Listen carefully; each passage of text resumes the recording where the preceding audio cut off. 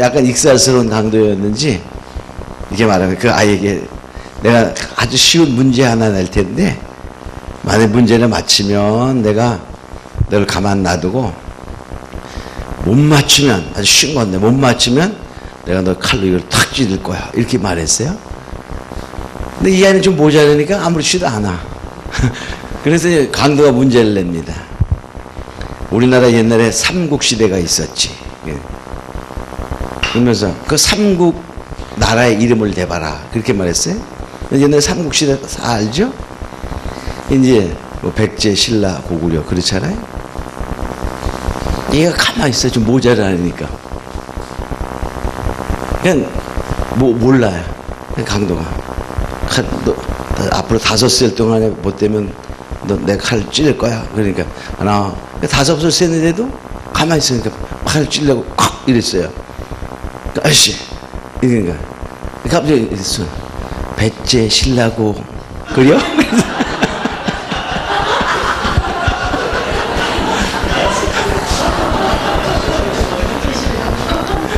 그 아이가 아저씨한테 배 째려고 배째 신라고 그래요? 그래. 그 강도가 얘 답을 맞췄네. 그리고 갔대. 배째 신라고 그래요? 좀 소화가 되시나요? 또 우리가 이제 손오공이죠. 손오공이 이제 이게 본래 이렇게 그 요괴들이 나타나면 손오공의 그 무술의 실력 중에 머리털을 뽑아가지고 훅 뿌리면 여러 가지 자기의 그 분신이 생겨서 손오공들이 막 요괴와 싸우는 것이 나옵니다. 근데 어느 날도 요괴가 와서 이렇게 딱 그래서 자기가 다 머리를 탁 뽑아가지고 훅 뿌렸어요. 그러니까 여러 손오공이 막 이렇게 그 요괴를 무찌르고 있는데 어느 노인이 하나 막 싸우고 있는 거예요. 이상하다. 그래서 다 요괴를 무찌른 다음에 그 손오공이 그 노인한테 이렇게 감사하다고 이렇게 나를 도와주냐고 이렇게 말을 했어요. 그때 그 노인이 말하는 거예요. 주인님 무슨 말씀하십니까? 저는 주인님의 새치입니다.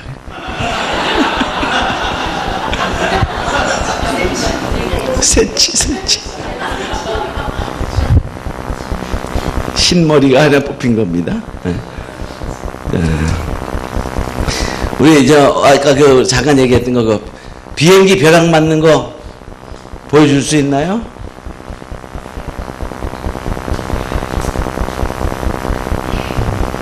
한번 비행기가 저렇게 이제 뜹니다. 그 벼락 딱 맞췄죠? 그리고 그냥 날아갑니다. 비행기는 이게 저게 어떻게 촬영이 된 거예요. 비행기를 떠서 출발해 올라갈 때 벼락을 맞았는데 아무렇지도 않아서 그냥 갑니다. 비행기는 이렇게 벼락 맞아도 이렇게 끄떡하지 않게끔 다 만들어져 있습니다. 그러니까 우리는 그 하나님께서 우리가 그 나중에 내성과 번개와 그런 걸 오실 때 걱정할 필요가 없습니다. 잠깐 혹시 저런 거 보여주고 싶으면요, 나중에 우리 전사님한테 좀 달라 그러면 이렇게 메일로 보내주면 돼요. 메일로 보내주면. 자, 우리 계시록 11장을 보면 계시록 11장. 계시록 11장을 보면요, 또 내가 지팡이 같은 갈대를 주며 말하기를 일어나서 하나님의 성전과 제단과 그 안에서 경배하는 자들을 청량하되 성전 마당은 청량하지 말라. 그냥 두라. 이것을 이방인에게 주신 즉 저희가 42달 동안 짓밟으리라. 3절 내가 나의 두 증인에게 권세를 주리니 저희가 굵은 벼슬 입고 1260일을 예언하리라. 자, 그런데 여기서 보면요, 이게 뭐냐면 이 두 증인이 예언하잖아요. 아까 10장의 작은 책을 먹은 자들이 여기 먹은 자입니다. 말씀을 먹은 자가 바로 다시 예언합니다.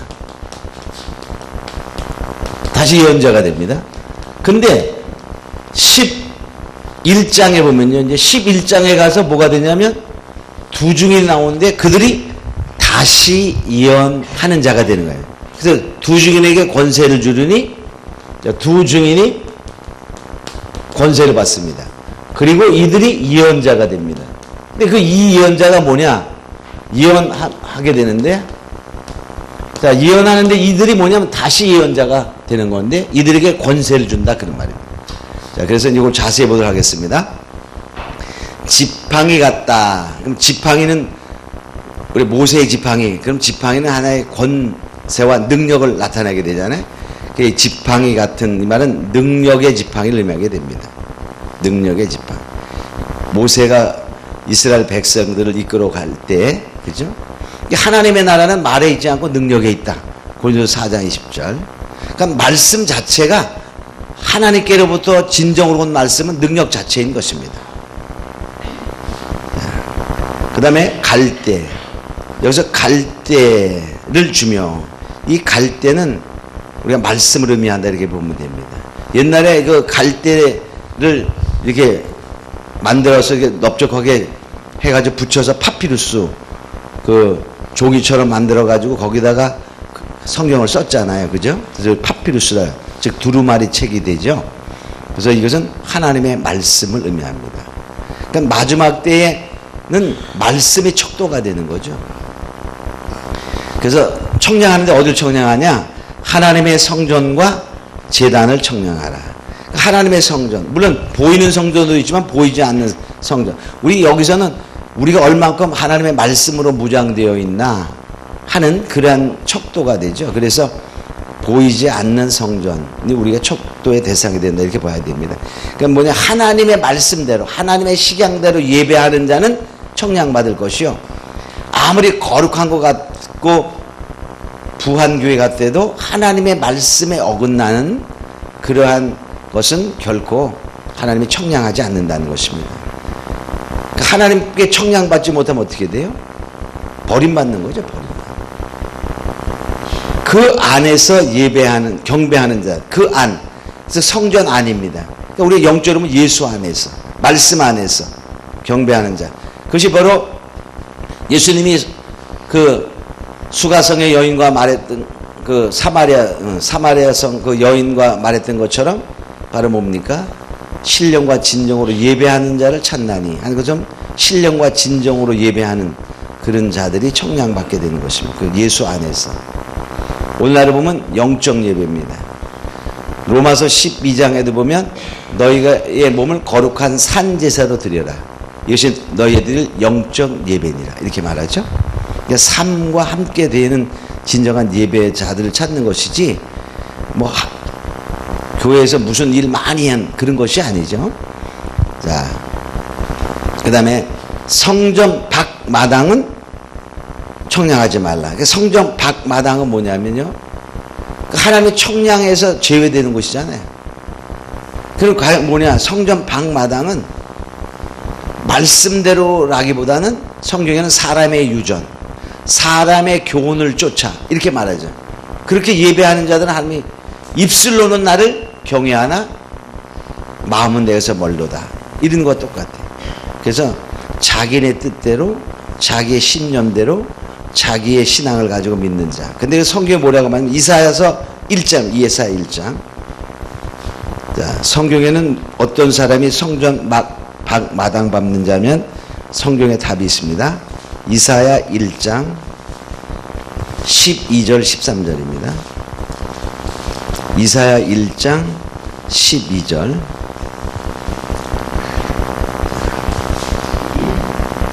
너희가 내 앞에 보이러 오니, 11절부터 읽는 게 더 좋겠네요. 여호와께서 말씀하시되 너희 무수한 재물이 내게 무엇이 유익하뇨? 나는 숫 양의 번제와 살찐 짐승의 기름에 배를 배불렀고 나는 수송아지나 어린 양이나 숫 염소의 피를 기뻐하지 아니하노라. 너희가 내 앞에 보이러 오니 그것을 누가 너희에게 요구하였느뇨? 내 마당만 밟을 뿐이라. 그러니까 우리가 예배를 하는데 하나님이 실제는 하나님 제사를 기뻐하잖아요. 근데 이들이 뭐냐면 형식적으로 드린다는 거예요. 외식적으로 드린다는 거예요. 결과적으로 보이려 눈도장 맞으려고. 응? 하나님은 중심을 보시기 때문에 그냥 눈도장 안 찍죠. 자, 그러한 것처럼 근데 좀 더 구체적으로 하면 13절에 말합니다. 헛된 재물을 다시 가져오지 말라. 분양은 나의 가정에 여기는 바요. 월삭과 안식일과 대회로 모이는 것도 그러하니 성회와 아울러 악을 행하는 것을 내가 견지. 그러니까 예배를 드리면서 악은 악대로 행하는 거예요. 그러니까 하나님의 말씀과 동떨어지면서 겉모양만 예배하는 그러한 모습은 하나님이 싫어하는데 견딜 수 없다. 내 마당만 밟는다. 그러니까 하나님 앞에 보이러 오는 자, 성회와 더불어 악을 행하는 그러한 자는 마당 밟는 자. 그러니까 오늘날에 잘못하면요, 수많은 성도들이 이 마당 밟고 있는지 모릅니다. 조그만 교회는 성도 다 알잖아요. 큰 교회는 목사님 몰라요. 성도는 자기 목사님인 줄 알아요. 근데 모르잖아요. 근데 또 그런 사람, 그런 성도 중에 수많은 사람이 또 그래. 아는 척 할까봐. 그냥 쑥 갖다가 쓸까. 아는 척 하면 그 다음에 다른 교회로 가. 등록하실까요? 다 해야죠. 그리고 그 다음부터 안 와. 왜 그럴까요? 보이러 올까? 보이러 가는 거. 그런 성도가 숱해 많습니다. 실제로. 그래서 바로 이런 것은 어떻게 하냐. 이방인에게 준다는, 이방인에게 준다는 것을 주어서 바쁘게 만드는 거예요.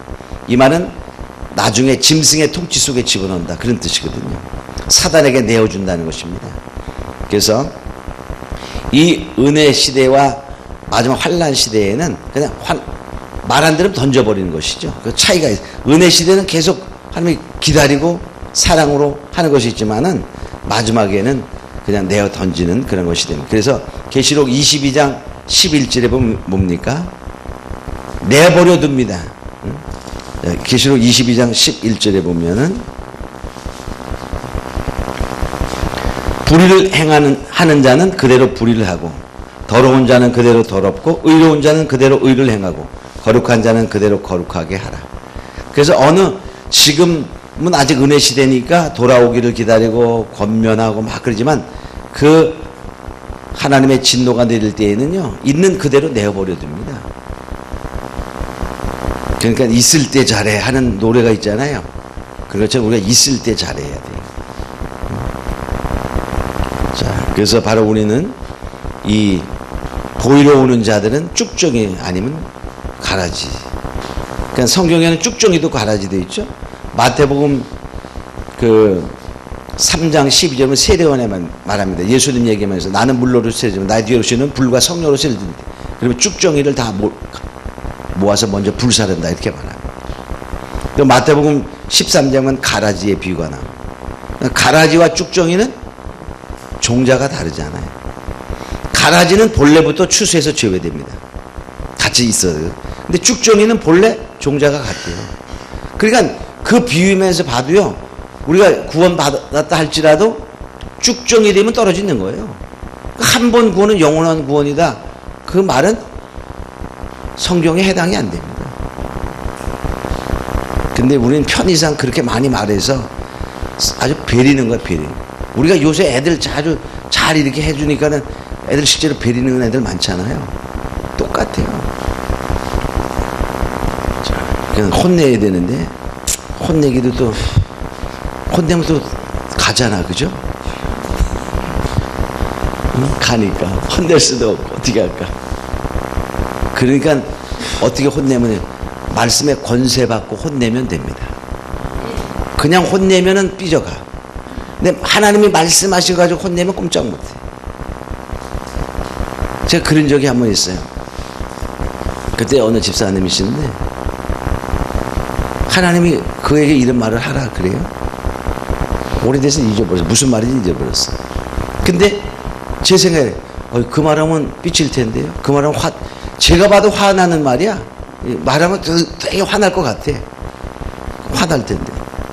근데 계속 그런 거예요. 그래서 그럼 한번 해지 뭐. 그러고서 했어요. 정말 화내더라고. 열받더라고. 막 그러고 갔어. 근데 그 다음날 왔어. 와서 혼내는 얘기가 그래. 아유, 목사님 제가 그 얘기를 듣고 화나서 갔잖아요. 제가 일하러 갔는데요. 그 말씀이 나를 계속 쫓아다니면서 막 그래가지고요. 하루 종일 울다가 정신 차리고 왔어요. 그러더라. 그냥 하나님이 100% 말하라. 하나님 책임지십니까? 라고 책임지겠다. 그 말 해버리면 하나님 책임집니다. 할렐루야. 나중에 그 사람 또 신학해서 이제 이렇게 갔는데, 그 다음에 소식이 없는데, 하여튼 그러더라. 자, 그 다음 봅니다. 자, 여기 보면 그 다음, 여기 42달 동안 짓밟으리라. 그래서 여기 42달과 1200, 여기 이방인이 42달 짓밟는 것과 두중인이 1260일 동안 예언하는 이런 관계가 나오는데, 42달과 1260일이라는 단어가 나옵니다. 자, 이게 어떻게 다르냐면요. 이 일자잖아요. 일은 하고 이 월. 일은 해를 말하잖아요. 해래. 그죠? 날 일자잖아요. 해를 말해요. 그래서 이 일자가 나왔을 때는 무슨 의미가 있냐면 하나님의 은혜, 즉 하나님의 은혜가 임하는 그러한 숫자의 날수고, 달은 뭐냐면 달은 본래 빛을 발하지 않습니다. 그게 달은 어두움, 본래 햇빛을 비춰서 반사하는 거잖아요. 그래서 이 달은 하나님의 은혜가 없는 짐승의 편의 수를 표현할 때 그렇게 표현하게 됩니다. 성경에 보면, 자, 여기서 한번 참고해 보겠어요. 그래서 이 월로 42달 이렇게 표현되었을 때는 적그리스도, 거짓과 관계된 수. 그래서 또 1260일 그랬을 때는 하나님과의 관계된 수가 표현이 됩니다.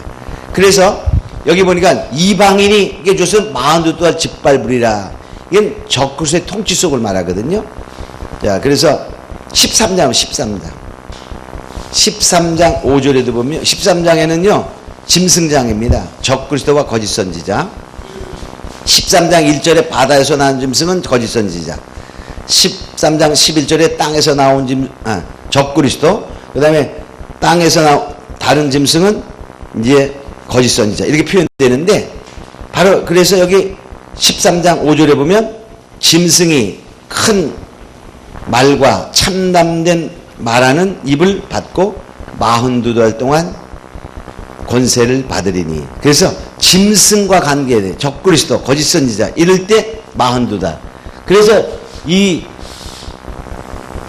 7년 대환란에도 보면요, 여기 1260일 동안 예언하리라 하는 이 기간과 42달 동안 짓밟으리라 하는 이것이, 이 42달 이게 짐승의 통치기간, 거기다 내어버린다 그 말입니다.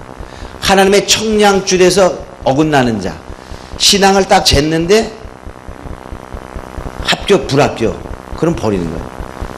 알곡인가 쭉적인가 그러면 농부가 딱 걷다가 쭉적이 되면 어떻게 버려야 되잖아요. 그런 것도 없어요. 그래서 보이러 오는 자, 마당만 밟는 자는 42달 동안 여기다 던진다는 것입니다. 이해가 되셨죠?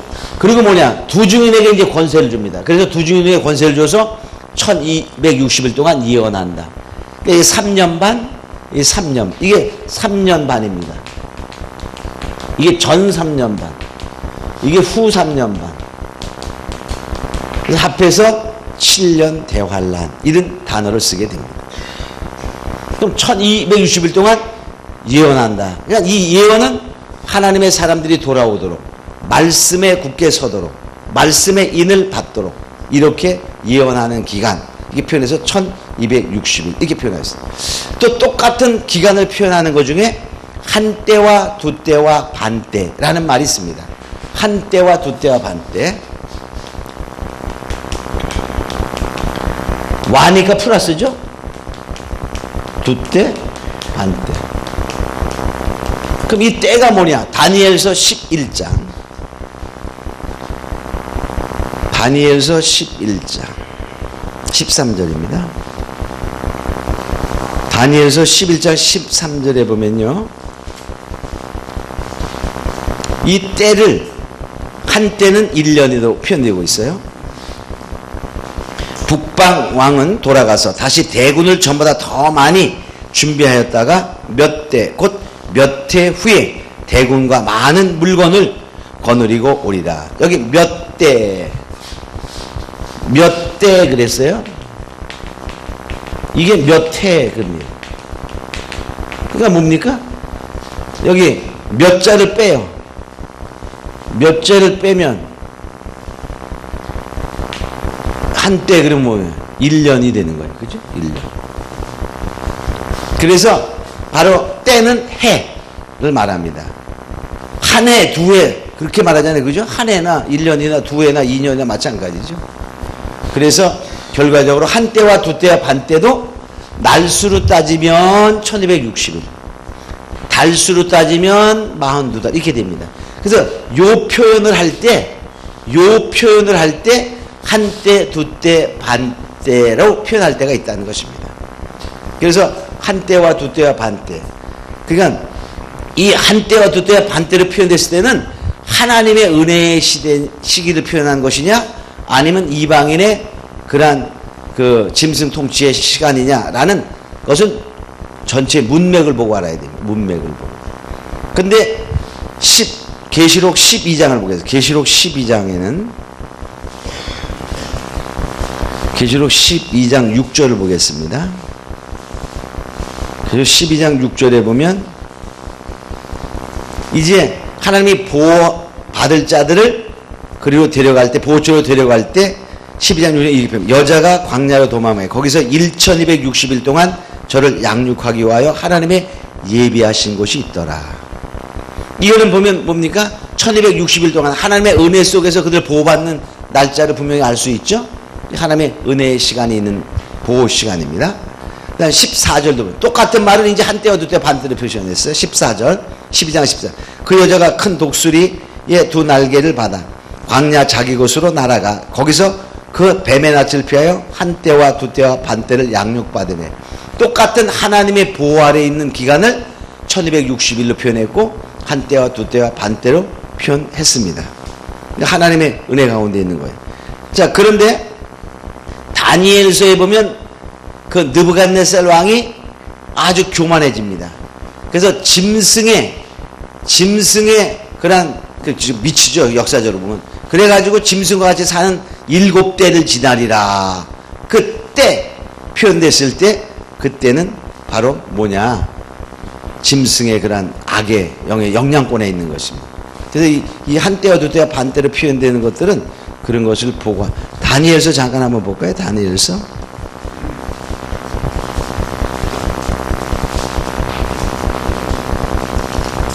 다니엘서 4장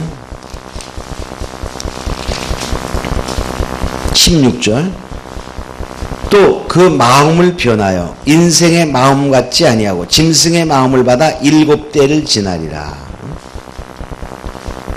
또 다니엘서 4장 32절에도 보면 내가 사람에게 쫓겨나서 들짐승과 함께 거하며 소처럼 푹을 먹을 것이요 이와 같이 7대를 지나서 이렇게 말해요. 그때는 짐승의 마음을 받는 그런 때. 그래서 우리가 분명히 이 달로 표현됐을 때와 일로 표현했을 때는 구별되지만은 때로 표현됐을 때는 문장을 보고 알아야 된다. 자, 3절로 계시록 11장 3절입니다. 자, 두 증인에게 권세를 준다. 자, 두 증인은 하나님의 말씀을 그대로 증거하는 자들이 증인이잖아요. 증인은 반드시 보고 들은 거를 증거해야지. 내가 아무개가 이렇게 말했습니다. 이건 안 됩니다. 내가 확실히 보고 들은 거. 예수님도 반드시 보고 들은 거를 증거했다고 그랬죠. 자, 그래서 이 증인이라는 의미 속에는 순교라는 뜻이 있습니다. 그래서 증인 사명을 감당한다. 그런 말은 순교를 각오한 자입니다. 그리고 여기서 보면요. 자, 여기 보면 두 증인 그랬을 때 우린 두 사람이냐 뭐 이렇게 생각하는 사람도 있는데 두 사람이라는 의미는 아닙니다. 왜 그러냐면 여기 보면 자, 4절에 보면 이렇게 말해요. 이는 이 땅의 주 앞에 섰는 두 감람나무와 두 촛대니 그랬어요. 이 촛대라는 말이 뭐죠? 촛대? 촛대는 교회잖아요. 계시록 1장 20절에 보면 교회는 구원 얻은 자들의 무리들의 모임이 교회입니다. 그래서 두 증인은 두 사람이 아니라 두 집단의 무리, 큰 그냥 무리들을 말하는 게 무리들. 그래서 무리를 의미한다. 그럼 또 무엇을 증언? 저는 이것까지는 아직 모르는데 아까 우리 저기 이기반 목사님 아주 하버드 대학 나오셨더라고. 그리고 대학교에서 종교철학 강의하시고 아주 저 아까 대회 보니까는 우리 목사님한테 되니까 저는 실력이 요만큼밖에 안 되더라고. 근데 우리 목사님 얘기하는 중에 이 두 증인이 말씀하시면서 그 무엇은 증인이냐? 두 구약과 신약. 그러니까 성경 전체를 완벽하게 증거하는 증인. 이런 말씀 제가 듣고 탁탁 깨달았어요. 아주 감사합니다. 이렇게 깨닫게 해주셔서. 우리 저기 계신 분이 한번 손 들어봐 주세요, 목사. 아주 하버드 대학 내에서 아주 훌륭하신 목사님들 여기 오셔서 제가 영광입니다. 감사하고요. 그래서 제가 여기 그 말씀이 여기 증인은 무리들이거든요. 무리들인데 뭐냐? 아주 완벽한 성경을 말씀 그대로 신약과 구약 두 가지를 완전하게 먹고 자기 것이 되어서 증거하는 그러한 두 증인. 이 두 증인은 많은 무리들입니다. 많은 무리들. 자, 그런데 여기서 보면 이들은 과연 어떤 자들이냐면 뒤에 보면 모세와 엘리야와 이런 얘기 나옵니다. 즉 엘리야와 같은 심령을 가진 자. 세례 요한이 엘리야의 심령을 갖고 왔잖아요. 그죠? 그 말은 뭡니까? 주님이 초림을 예비한 그 세례 요한도 엘리야의 심정을 가지고 마찬가지로 마지막 때에도 그런 심정을 갖는 그러한 자. 또 출애굽은 모세는 하나님의 놀라운 권세를 받잖아요. 그렇죠? 그 능력과 함께 그 말씀이 바로 앞에 신되게 하는 그러한 능력을 갖고, 그래서 바로 모세와 엘리야와 같은 그러한 능력과 심령을 주고 역사하는 많은 종들을 의미한다. 이렇게 볼 수 있어요. 이제 그들에게 권세를 주리니, 권세를 주리니, 이 권세는 뭡니까? 하나님으로부터 오는 거예요. 하나님께서 그런 마지막 때의 종들에게 권세를 주고 한다는 권세. 할렐루야. 그 권세를 받는 자 되기를 원합니다. 근데 그들이 뭐냐? 굵은 베옷을 입고, 굵은 베옷을 입을 때에는 우리가 슬플 때, 또 회개할 때 티끌을 쓰고 베옷을 입잖아요. 니느웨 성에 그 회개가 일어날 때 집에 있는 짐승까지도 다 회개하는 역사가, 임금으로서 다 붉은 베옷을 입고, 이런 회개 역사에는 이건 또 슬픔을 의미합니다.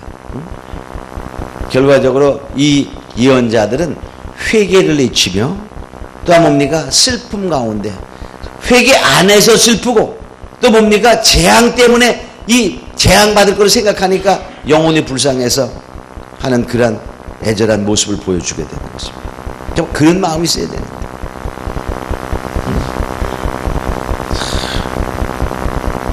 정말 위대한 종들을 보면 그 문둥병에 걸린 사람들 보고서 가서 입으로 그 문둥병의 그 고름을 빨고 막 그런 거 나오잖아요. 그죠?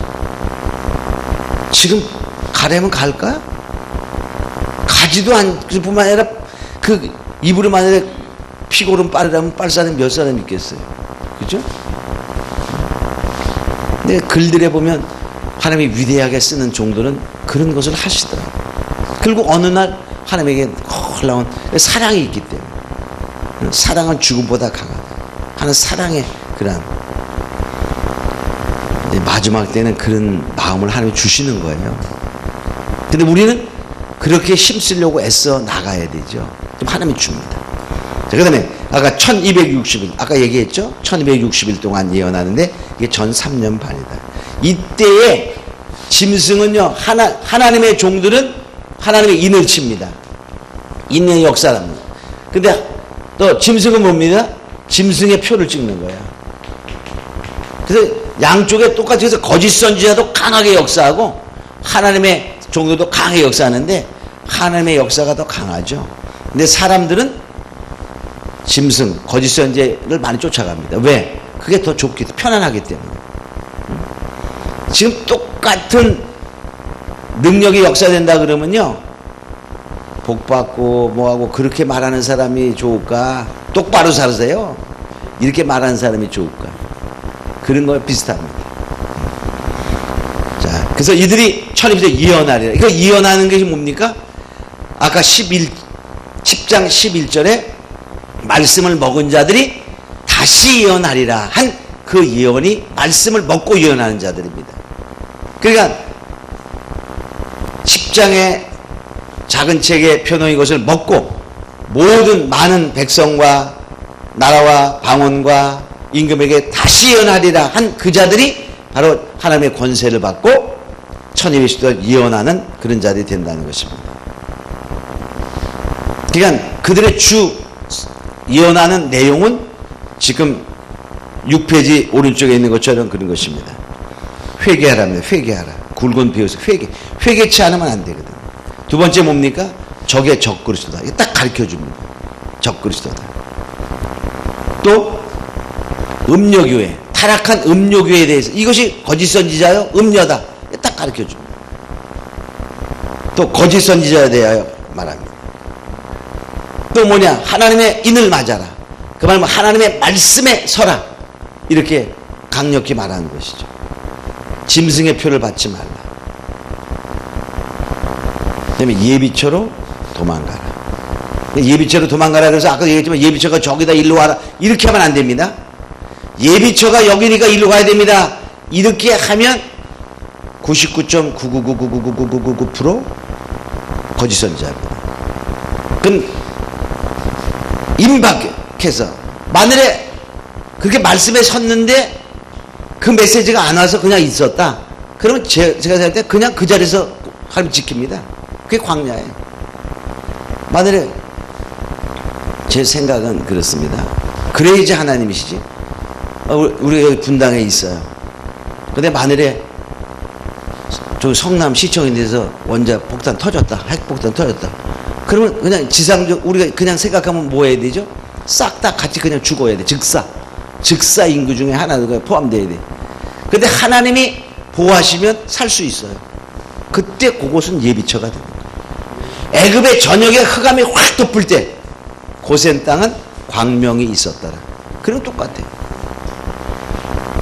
전역을 덮는데 고센 땅만 광명이 있거든요. 온 정말 우박이 되는데 고센 땅만 우박이 안 내리거든요. 그건 하나님 딱 얼마든지 하나님을 할 수 있다는 것입니다. 그래서 바로 이 두 증인들은 그런 예언할 때, 그러나 그때가 되면, 그때가 되었을 때는 누가 돈 갖고 온다 해도 돈 갖고 오지 말라 그래요. 솔직히 생각해 보세요. 사느냐 죽는데 돈이 문제입니까? 빨리 그 상황이 되었을 때에 이리로 가자 하는 메시지는 줄 수 있다는 거예요. 그런데 이런 일이 있기 전에 다 일로 와라. 그거는 99.9% 거짓 선지자라는 것이죠. 왜? 물질을 사랑하기 때문에 가져와라 그러지. 진정한 영혼 사랑하는데 무슨 가져와라야. 그죠? 자, 그 다음 보겠습니다. 4절. 주 앞에 섰는. 자, 주 앞에 있다는 말은 우리가 주님 앞에 서 있어요. 그러면 왜 있을까요? 주님의 뜻대로 살라고. 응? 자, 그러니까 주 앞에 있다는 말은 주님의 뜻대로 주님께 순종하고 하는 사명자, 종들을 말합니다. 그들이 마지막 추수꾼이 되죠. 근데 이들은 두 감람나무니 또 두 촛대다.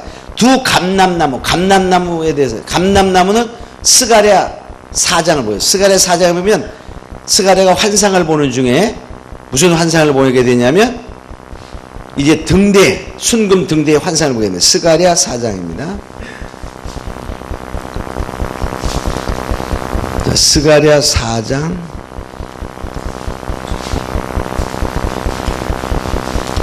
1절에 2절에 보면요.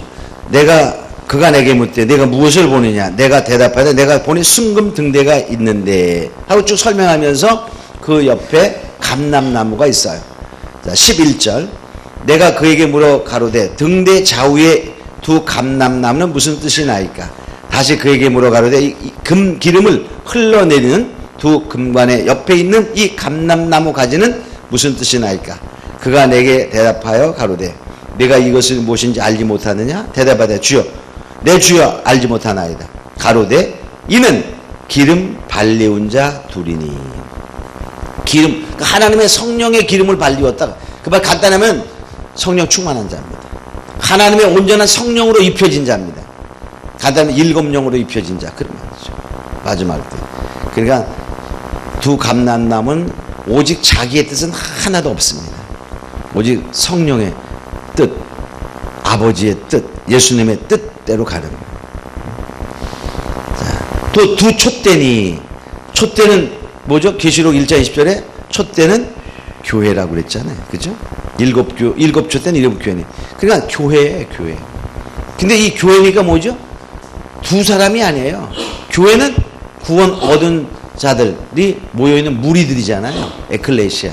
그러니까 결과적으로 성령이 충만한, 마지막 일곱령으로 완전히 성령이 충만한, 즉 예수님을 완전히 닮은, 예수님이 입맞은 것처럼 하나님의 입맞은 그러한 종들의 무리를 말한다, 그 말이죠. 자, 그들의 권세를 주냐? 어떤 권세를 주냐? 만일 5절, 만일 누구든지 저를 해하고자 한즉 저희 입에서 불이 나서 그 원수를 소멸할지 누구든지 해하려면 반드시 이와 같이 죽음을 당하리라. 이들은 누구도 해할 수 없는 하나님의 권세를 준다는 거예요. 그러니까 마지막 종들에게 하나님이 이제 사명을 다 감당했을 때까지는 그렇게 한, 예수님도 마찬가지. 예수님도 사명을 감당하기 전까지 다 죽이려고 유대인 막 그랬어요. 그래도 못 죽였어요. 왜? 사명이 안 끝났기 때문에. 근데 사명을 다 끝날 때가 되니까 예수님이 스스로 목숨을 버리잖아요. 그런 거와 마찬가지입니다. 똑같이. 자, 마지막 사명자들은 이렇게 되니까 정말 헐만하잖아요. 그죠? 지금의 우리의 수준하고는 차원이 많이 다르죠? 그렇게 하나님이 끌어가겠다는 거거든요. 멋진 하나님. 그게 바로 나의 아버지입니다. 할렐루야. 예. 그래. 그러니까 헤아려 불이 나서 원수를 소멸해. 불은 정말 용가리 불이 아닙니다. 하나님의 말씀의 불이죠. 말씀이 불이 되어 그대로 사릅니다. 자, 우리 하늘에서 불이 내려와 그럴 땐 엘리야를 우리가 생각하게 되죠. 자, 그런 것도 있지만은 여기서 말씀의 불. 자, 예레미야 5장 14절 볼지어다 내가 내 입에 있는 나의 말로 불이 되게 하고 이 백성으로 나무가 되게 하리니 그 불이 그들을 사르리라. 그러니까 말씀이 그냥 불이 됩니다. 말씀대로 되는 거예요.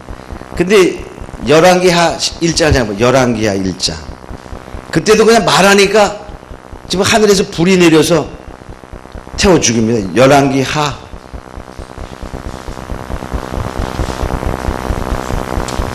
1장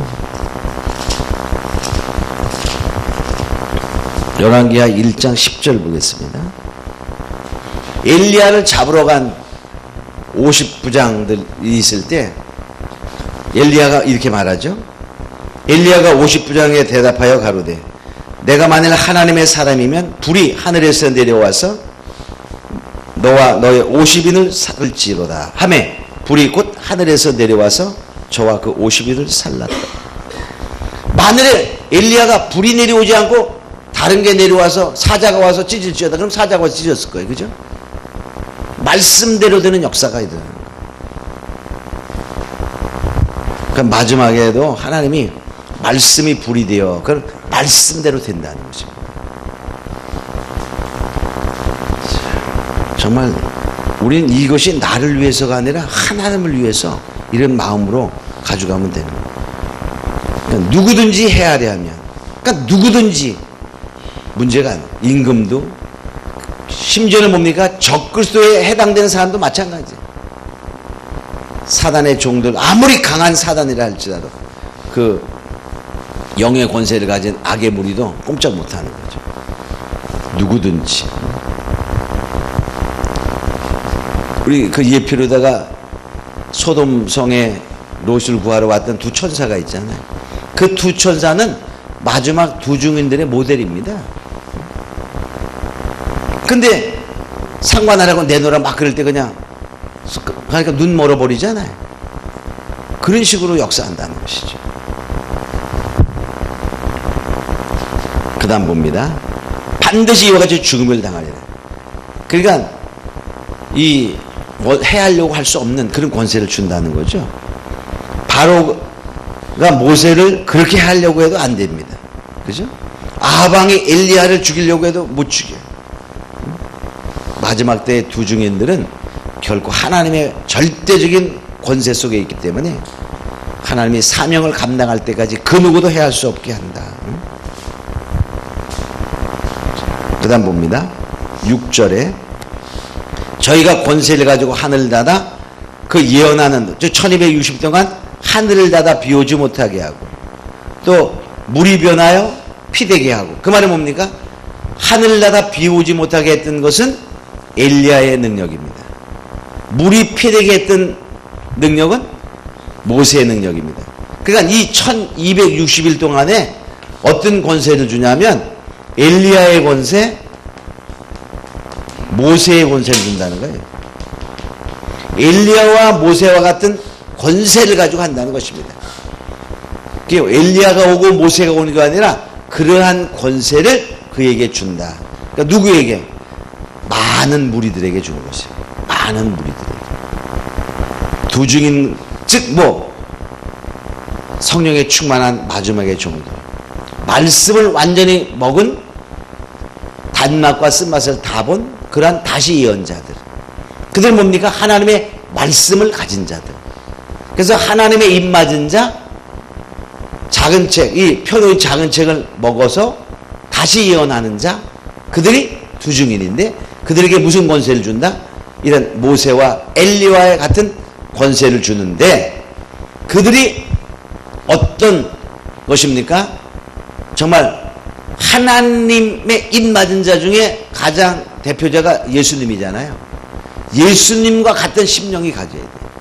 예수님은 우리 죄인을 위하여 자기 몸을 죽이기까지 우리를 사랑했던 거거든요.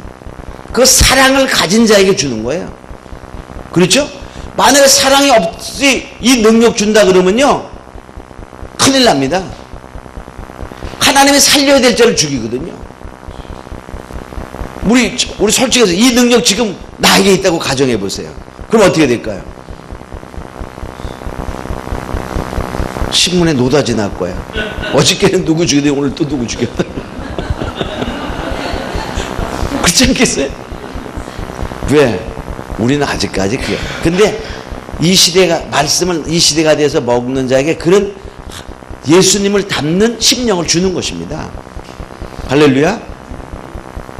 그러니까 내가 하려고 그러면 못하니까 하나님이 하신다는 것을 알고 우리가 기대하는 자가 되기를 원합니다. 자, 그러니까 하는 동안에는 우리 엘리야의 능력 잘 알죠? 하늘에서 불이 내려서 그 제단을 태워서 850대의 바알과 아세라 선지자 대결에서 이기고 싹 죽였잖아요. 또 요단도 가르고. 엄청난. 그 다음에 그 사마리아 성이 포위되어 있을 때 보았어. 자기를 잡으러 오려는 그 아람 군대를 보았고 사원에서 큰일 났으면, 야 봐라, 우리가 지키는 그 불병과 불말이 저들보다 많다. 다 이런 것을 다 보는 그런 능력 대단하죠. 자, 모세의 능력은 우리가 너무도 잘 알죠. 홍해를 가르고 반석을 치니까 물이 나오고 또 만나를 내리게 해서 백성들을 이끌고 그런. 자, 그 다음에 7절. 근데 한없이, 그러니까 이들이 증거를 마칠 때 사명을 다 감당하면 하나님이 부르셔야 돼요. 그죠? 그처럼 증거를 마칠 때, 그 말은 사명을 다 감당하실 때입니다. 활동 기간이 끝났어. 그러니까 이들이 뭐냐? 증거를 마칠 때, 그 말은 요 시대가 되는 거예요. 이때가 바로 뭡니까? 요 시대가 되었을 때, 요 때가 증거를 마치는 겁니다.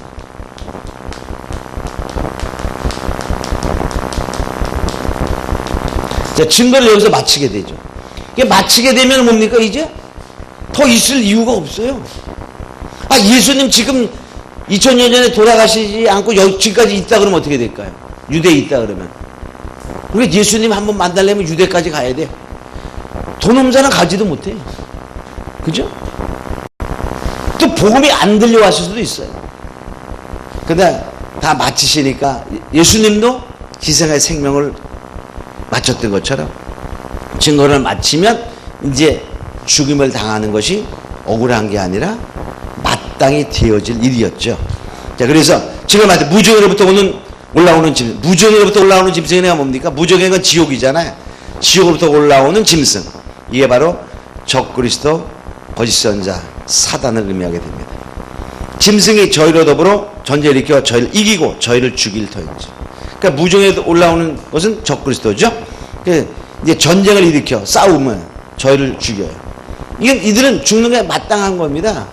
힘이 없어 죽는 게 아니라 사명을 끝냈기 때문에 죽는 거예요. 예수님이 힘이 없어서 십자가에 죽었나요? 주님은 죽으러 오신 그것입니다. 힘이 없어서 로마 군사에게 잡힌 게 아닙니다. 바로 사명을 감당하는 그런 절차 중에 하나였죠. 그것처럼 바로 이들이 1260일 동안은 누구도 손댈 수 없는 권세가 있었지만 증거를 사명을 다 감당하니까 이제 죽음을 당하는 거예요. 우리 만약에 2000년 산다고 가정해봐요. 그럼 어떻게 될까? 우리 강서지 목사님 앞으로 100년 더 산다 그래봐. 축복입니까? 저주입니까? 저주입니다. 그렇죠? 앞으로 지금 제가 연세는 잘 모르겠지만 한 30년 후에 한 파파하면 될 거 아니겠어요? 40년 후에 더 파파. 그럼 파죽음 돼가지고.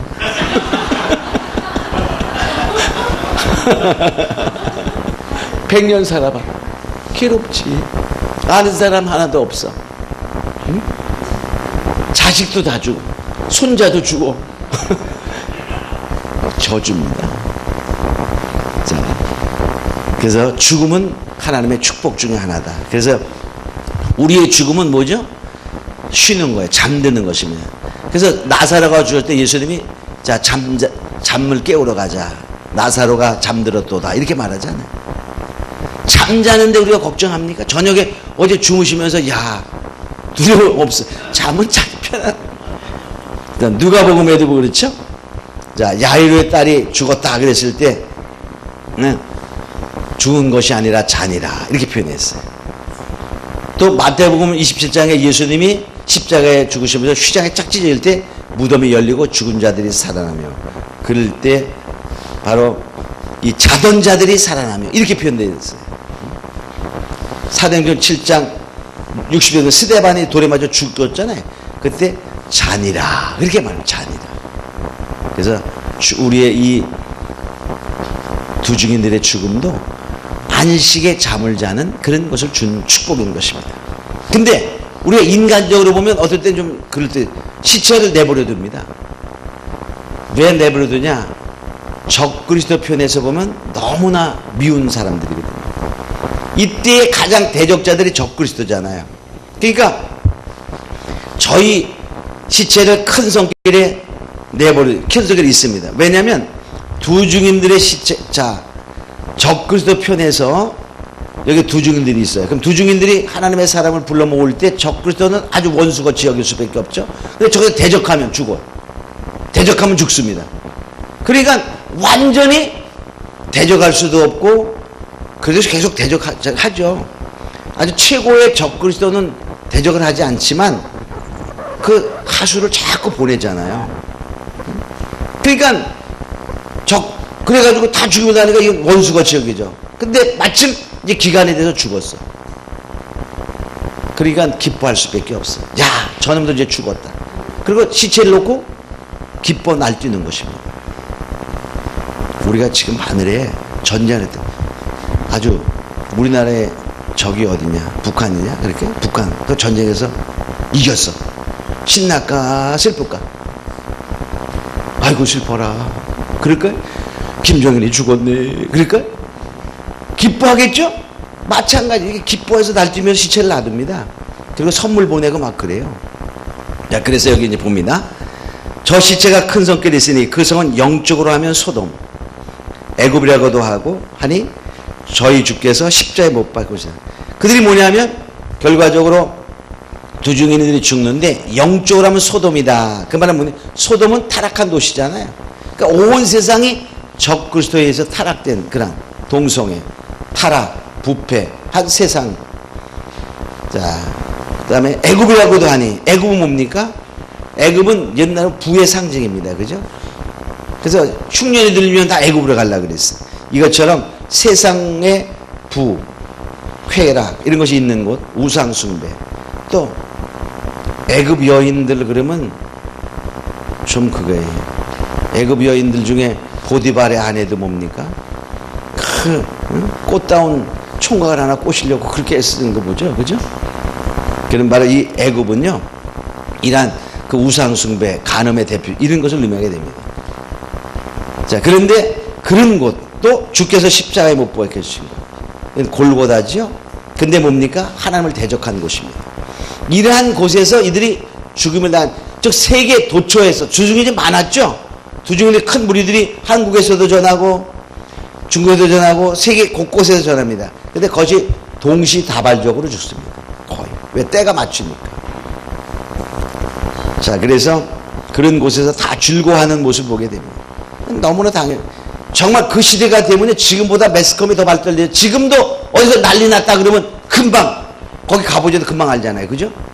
그러니까 각각 한국에서 아무개 그 증가되는 거 죽어서 하고 보도하고, 일본에서 보도하고, 막 세계 갖고 이런 즐거워하는 그런 모습을 보게 됩니다. 자, 그래서 그들이 뭐냐면 이렇게 10절에 보니까 두 선지자가 땅에 거하는 자들 괴롭게 한 거로. 땅에 거하는 자들, 적그리스도에 속한 자들이죠. 믿지 않는 자들, 다 반대자들이었어요. 그러니까 죽임을 즐거워하고 기뻐하며 서로 예물을 보내더라. 그런 일들이 벌어지게 된다는 것이죠. 그래서 전 세계에 증거하는 사람들이 동시다발적으로 죽습니다. 그리고 세상 사람들은 너무나 기뻐. 왜? 자기네들이 입장을 하면 괴로움을 당하거나 마찬가지야. 대적하면 죽으니까.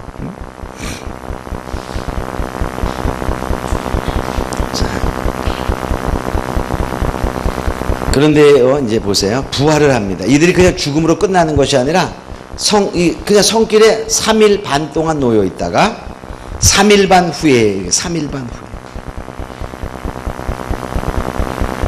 하늘로부터 생기가 저희 속에 들어가매 저희가 발로 일어나서 구경하는 자들을 크게 두려워하더라. 3일 반 후에 그들은 부활하게 됩니다. 근데 3일 반 이게 죽죠. 이게 죽어. 자, 죽음을 당합니다. 그리고 3일 반.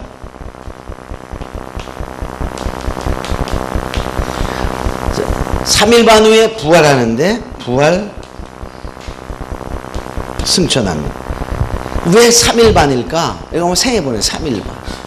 그냥 3일 반을 3일 한번 넘어가면 되는데, 이 증거자들은 누구였냐면, 하나님의 백성들을 하나님의 편으로 세우기 위한 하나의 다 우리 만인 제사장이지만 특별히 인도하는 중개자 역할을 하는 자들과 같았어요.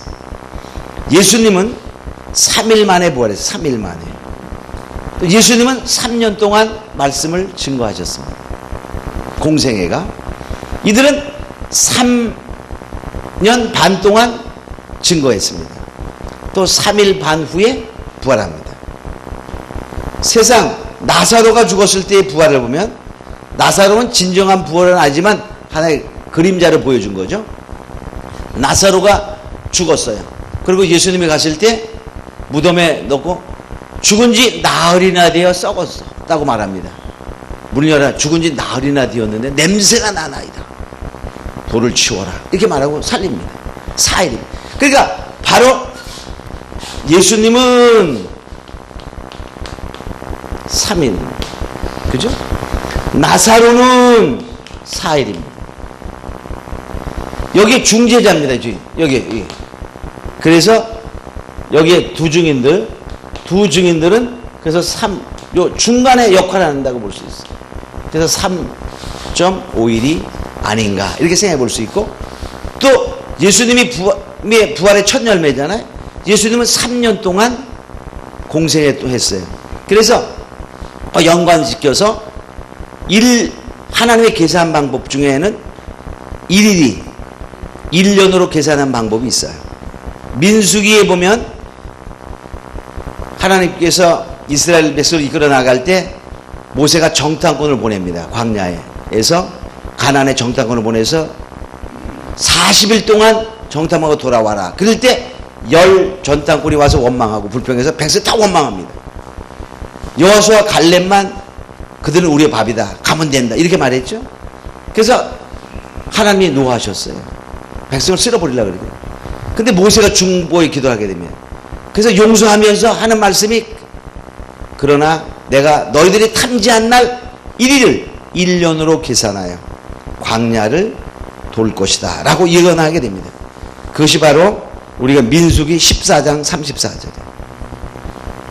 또 에스겔서 4장 6절에 보면 에스겔을 통하여 너는 이제 모로 눕고 오른쪽으로 눕고 왼쪽으로 누워서 이스라엘의 죄를 감당하고 유다의 죄를 감당하라. 그렇게 하면서 말씀하신 것이 1일을 죄악을 감당하는 1년을 1일로 계산하는 방법이다. 그것이 에스겔서 4장 6절입니다. 그래서 그 방법으로 따져보면 바로 공생의 한 그 날수만큼 후에 부활하신 것이고 또 증거한 날수만큼의 후에 부활한다. 이렇게 보면 됩니다.